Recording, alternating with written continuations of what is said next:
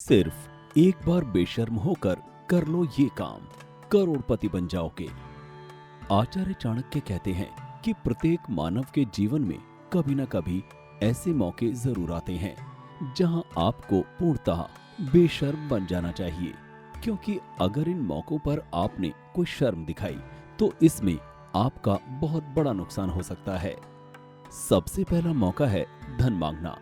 यदि किसी व्यक्ति पर आपका उधार है, वो आपसे उधार बोलकर पैसे ले गया था परंतु उसने अभी तक पैसे नहीं लौटाए हैं, तो आपको अपने पैसे मांगने में जरा सा भी झिझकना नहीं चाहिए।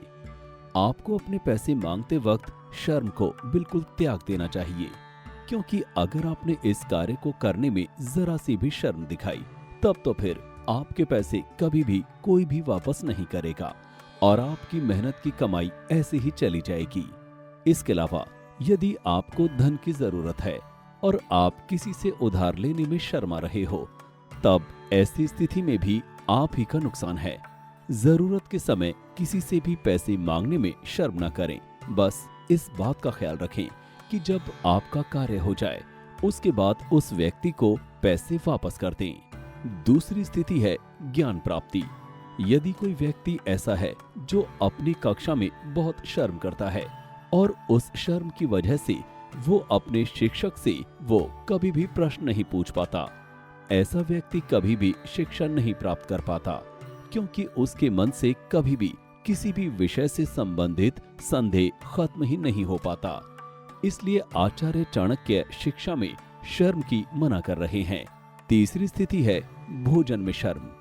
यदि कोई व्यक्ति खाना खाने में शर्म करता है, वो कभी सुखी नहीं रह पाता है। जब भी वो व्यक्ति कहीं बाहर या अपने मित्र संबंधी के घर पर जाता है तो वो शर्म की वजह से भूखा रह जाता है, और तो और भूख लगने पर भी वो खाना नहीं मांग पाता। कहा जाता है कि ऐसे व्यक्तियों में आत्मविश्वास की बहुत कमी होती है। सोचिए, जो व्यक्ति खुद के पेट के लिए खाना मांग नहीं पा रहा है, वो कल एक जरूरतमंद की मदद कैसे कर पाएगा। ऐसा व्यक्ति जीवन भर दुख दर्द से कभी भी निजात नहीं पा सकता, क्योंकि शर्म के चक्कर में ये अपने भाव कभी प्रकट ही नहीं कर पाता किसी के सामने। चौथी स्थिति है उपचार कराते समय। यदि आप किसी भी बीमारी और अन्य किसी दुविधा से पीड़ित हैं, तो आपको उसका इलाज कराने में और चिकित्सक से उस बीमारी के संबंध में सलाह लेने में जरा भी शर्माना नहीं चाहिए, क्योंकि ऐसा करने से ये आपके लिए घातक साबित हो सकता है। हो सकता है यदि आप शर्म नहीं करते तो एक बार में ही ठीक हो जाते, और शर्म करने की वजह से वो बीमारी इतनी बढ़ गई कि आपकी जान को ही खतरा हो गया। ऐसा करने से शायद मृत्यु भी हो जाए। पांचवी स्थिति है पति पत्नी का प्रेम। चाणक्य के अनुसार शादीशुदा जोड़ों को कभी भी प्रेम करने में शर्म नहीं करनी चाहिए।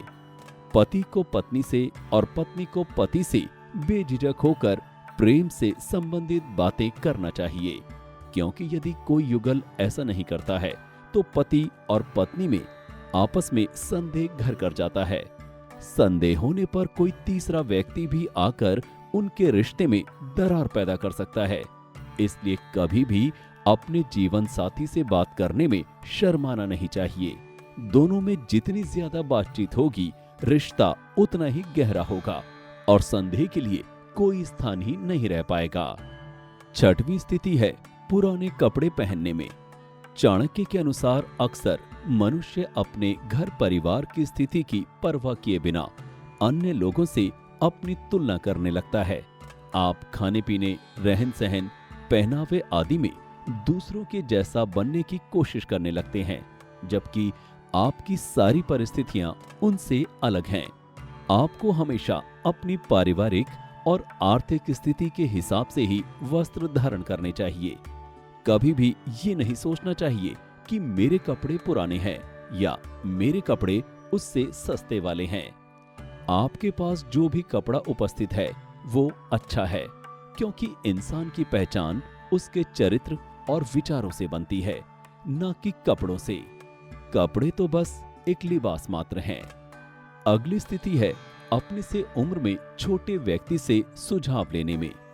ज्यादातर हमें अपने घर परिवारों में ये देखने को मिलता है कि घर के बड़े एवं बुजुर्ग अपने से उम्र में छोटे व्यक्ति से सलाह लेने में शर्म महसूस करते हैं और उनके द्वारा सुझाए गए तरीकों पर गौर करना भी उचित नहीं समझते, जबकि ये गलत है। उन्हें कभी भी ऐसा नहीं करना चाहिए, क्योंकि एक आदमी सर्वज्ञाता हो ऐसा जरूरी नहीं है।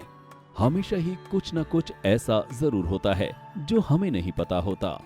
नई पीढ़ी के पास हमेशा एक न एक नया ज्ञान और नई जानकारी होती है जो शायद बुजुर्गों ने शायद कभी न सुनी हो।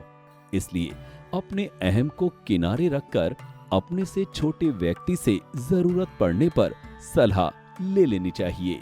अगली स्थिति है, गुणवान व्यक्ति से अपने प्रेम का इजहार करने में कभी भी शर्माना नहीं चाहिए, क्योंकि रंग रूप से सुंदर और दिखावे में रहने वाले व्यक्ति तो आपको तमाम मिल जाएंगे, परंतु एक गुणवान व्यक्ति का इस दुनिया में मिलना बहुत मुश्किल है। वो किसी भी समुदाय से क्यों ना आता हो या आती हो, उसे अपना जीवन साथी बनाने में तनिक भी देरी नहीं करनी चाहिए। तो दोस्तों, आज के इस वीडियो में इतना ही। आपको ये वीडियो कैसी लगी ये हमें कमेंट बॉक्स में जरूर बताएं।